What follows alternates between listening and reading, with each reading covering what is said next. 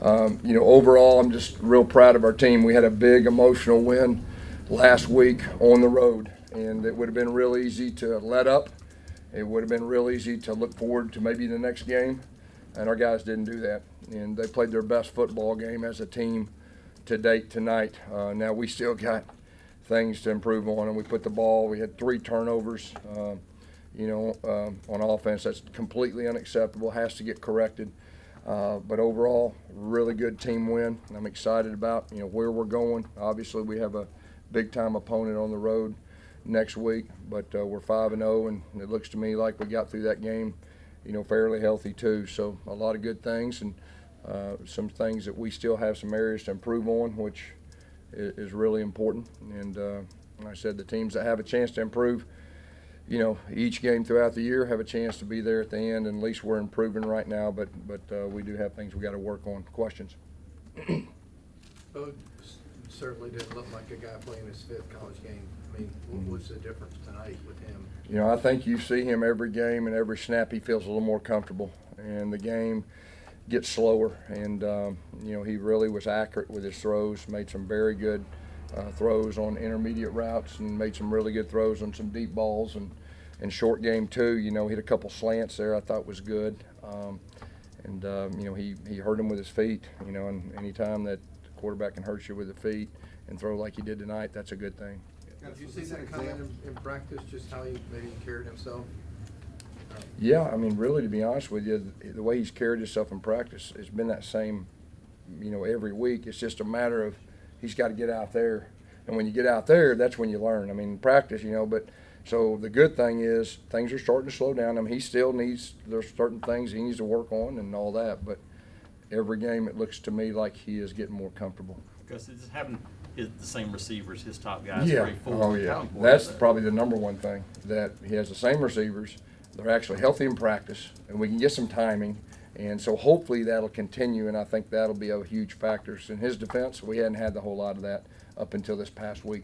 Can you talk about the job you guys did on Kylan Hill, stopping his drive? Yeah, he's a load. He's an explosive guy. Defense did another outstanding job. We were able to play our 2s and 3s in late 3rd quarter and 4th quarter too, which is pretty unique for a league game, and they're a solid team. I'm impressed with them. And the thing about it, every time we play those guys, it's a physical deal. Last year they out-physicaled us. They whipped us. Well, this year we flipped the switch on it, and we won both lines of scrimmage. If you could talk about Tut, especially out of the gate, giving you a short field on that first play. Yeah, well, and he did a great job. He broke a couple tackles too, and he's got more confidence, and he'll return one before the season's out, and he was close tonight. With 45 rushing attempts, did you come into the game trying to establish that physicality early on? Oh, yeah, there's no doubt. We're a run, play action team, and we need to run the football to be successful. And so, really, that's our mindset in every game. And you get in a game, and what they're giving you dictates kind of what you call. But you've got to be able to run the football successfully in this league to be there at the end. Outside of Seth's fumble there in the first half, you scored touchdowns on 6 of 7 drives there. Could you have scripted that any better? No, I don't think so. No, I'd have scripted exactly like that without the fumble. That's what I'd have done, and we'd have scored again. So if we hadn't fumbled, we may have done that. Gus, what did you see on tape this week to start doing those jet sweeps on the boundary with shorts that work so well? Well, that's something that we had a big play on them last year, okay, and Schwartz went for about 30, and we felt like it would be a similar look, and we felt like there was a couple opportunities, and we got down inside, I guess, the 12-yard line or something. We felt like that it was going to be kind of a quarters instead of a 2 trap, and we had a chance to crack and kick out, and so we were just kind of waiting till that moment, and we got the right moment, and they executed well. Do you feel like he's got his feet underneath him now? He does. I don't know if he's like 100% speed, but his 80% or 90% is faster than I've seen. So if he gets any faster than he is now, that's going to be really fun. Coach, the next one's always big, but this October stretch is critical for this team, and where you guys are at heading into not being at home over the next month. You're right. Now that this game's over, I can kind of start thinking we don't have another home game till November. Wow, how about that one? That's a schedule. But really, to be honest with you, we're going to worry about Florida, and we'll figure out. I don't know who we're playing after that. I think we got a bye week, but we're going to worry about Florida, and that's it. And that sounds simple, but that's it. Gus, you talked about Seth. What have you seen, especially coming back last week playing and then tonight the game he had? What have you seen? Yeah, him I mean, grow? first of all, Seth's a tough guy. You know, he came back 2 weeks after a shoulder deal and kind of dinged it up in Texas A&M. And he played tonight and made play after play and played really well. He's an impact player, and he's a guy that you have to know where he's at and all that. You mentioned the defense and special teams. Just what kind of boost did that give the offense with 3 and out? Oh and yeah, it's momentum.